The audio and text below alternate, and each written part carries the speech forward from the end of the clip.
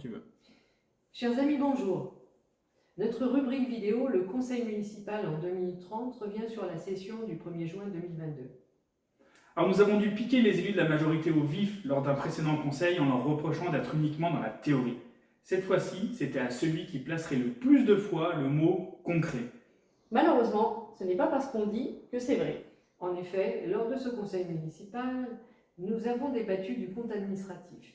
Et ce n'est pas brillant. Alors, en quelques mots déjà pour comprendre le fonctionnement. Une collectivité s'organise autour de son budget. Dépenses, recettes, projets, tout est prévu. On parle alors de budget prévisionnel.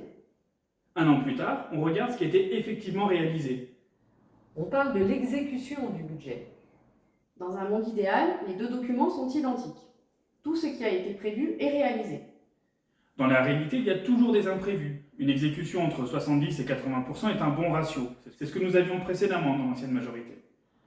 Celui de cette année est de 54%. C'est-à-dire que la moitié de ce qui a été prévu n'a pas été fait. Nous répétons à longueur de conseil qu'il n'y a pas grand-chose de concret. C'est leur propre compte administratif qu'ils prouvent.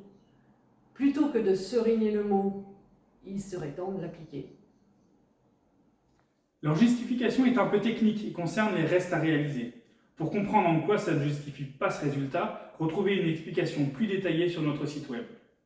Un autre sujet qui nous oppose régulièrement avec la majorité, ce sont les recrutements de chargés de mission. Il ne semble pas possible dans cette équipe de travailler sur un sujet sans embaucher du personnel qui fasse le travail qu'on attend d'un élu. Par exemple, nous avons parlé du plan air-climat-énergie de la métro.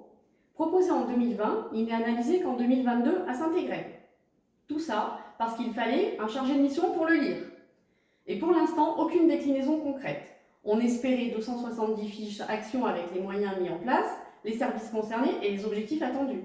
Rien de tout ça.